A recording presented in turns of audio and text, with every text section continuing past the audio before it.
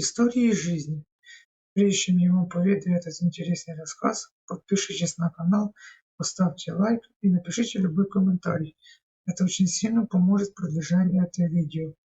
Приятного просмотра. Меня зовут Саша. Сейчас мне 22 года, и я имею достаточно разнообразную любовную жизнь. Поэтому хочу поделиться, с чего же все началось. Произошло это 2 года назад, в середине сентября. На тот момент я уже 3 года как состоял в стабильных отношениях со своей девушкой. Должен признать, она не обделена ни умом, ни внешностью. Стройная длинноволосая брюнетка, пусть с небольшой, но очень красивой грудью. Так сложилось, что эти отношения у меня первые, как в плане любви, так и в принципе в плане построения отношений. У нее отчасти тоже. Я был ее первым парнем в постели. Благодаря этому, с самого начала нашей половой жизни, мы с ней открыто обсуждали проблемы любви в постели и решали их совместными усилиями. Но несмотря на регулярную любовь и открытость в общении на темы, связанные с ним, была одна проблема, которую я никогда не поднимал, да и мы бы не смогли ее решить. Я хотел попробовать других девушек и женщин. Это нормальное желание для каждого парня, я считаю, но зная нравы своей избранницы, я даже не поднимал эту тему. Ну так вот, стоял сентябрь. Время легких платьев и топиков прошло, и постепенно начало холодать. И если днем еще было нормально, то вечерние ветры напоминали о том, что пора сменить прикид. В один из таких вечеров я ехал к себе в общагу, слегка податый после встречи с товарищами. Был выходной, и в автобусе было мало людей. На одной из остановок в автобус вошла женщина, на вид ей было около 35 лет. Помахав вслед провожавшим ее подругам, она села рядом со мной. Мое внимание тут же привлекла ее грудь 3-го размера, которую можно было разглядеть через оттопыренную блузку.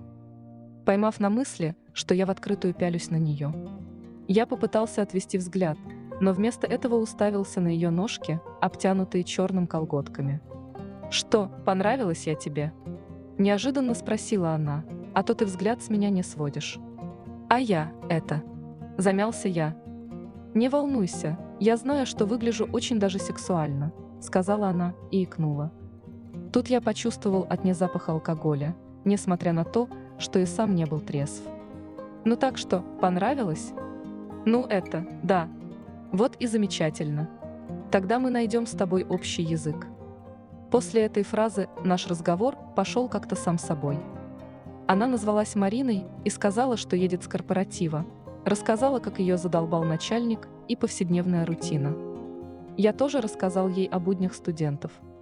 Когда автобус подъехал к моей остановке, я собирался попрощаться, но она вышла со мной. Оказалось, она недалеко жила отсюда. «Слушай, Саш, я немного перебрала. Проводи меня домой». «Хорошо». Я согласился, особо не раздумывая. Шли мы минут 20, и за это время перешли уже на разные байки и шутки. «Ну вот», — сказала она, когда мы дошли до подъезда, — «здесь я живу». «Тогда я пошел?» Нет. Ты просто обязан зайти». Не могу же я просто так отпустить бедного студента, который вел меня пьяную домой. Она взяла меня за руку и повела за собой. Зайдя в квартиру, мы разулись, и она предложила пройти в зал. Там я присел на диван и попросил немного воды, а то меня начинал мучить сушняк. Получив стакан воды, я мигом его выпил и вернул Марине. «Ну и как же мне тебя отблагодарить?» Чуть заигрывая глазками, спросила она. «Я даже не знаю. Может быть так?» Спросила она и задрала немного одежду, чтобы я смог увидеть. «Ну, это не самое». Не успел я договорить, как она поцеловала. От поцелуя у меня закружилась голова. Пока я пытался осознать, что к чему, она положила мои руки к себе. Я рефлекторно начал гладить ее, а она все сильнее целовала меня. И с этого момента все и началось, вся любовь, то, о чем вы могли уже догадаться, дорогие зрители. Наутро я проснулся в кровати один. Не найдя поблизости своей одежды, я завернулся в простынь и вышел из спальни. С кухни доносилось шкварчание и запах яичницы. Когда я вошел туда, Марина крутилась у плиты в коротеньком халатике. «Ох, ты проснулся! Завтрак готов. Вчерашний вечер был просто супер». Да, он был незабываем. Марина махом перекинула яйцо на тарелку. Раз так, то давай иногда проводить такие вечера. Если вдруг захочешь, у меня и подружка есть. Ты же хотел попробовать побольше женщин? От такого предложения я просто не могу отказаться. Раз так, то давай сейчас и продолжим. И вся любовь между нами повторилась с новой силой. Спустя время. Мы закончили, и она говорит: ты, главное, напиши своей девушке, а то заподозрит что-то. Когда мы позавтракали уже остывшей яичницей, Марина провела меня к двери. Приходи завтра вечером, часиков в 8. Я буду рада тебя видеть. В 8 не смогу, у меня свидание. Тогда после свидания. Обязательно приду, я буду ждать. В твоем телефоне уже есть мой номер. Записано как Серега Общага, на случай чего. Понял. Отличная идея. Марина поцеловала меня на прощание и закрыла за мной дверь. Я пошел в общагу с осознанием того, что теперь моя мечта о нескольких женщинах может осуществиться.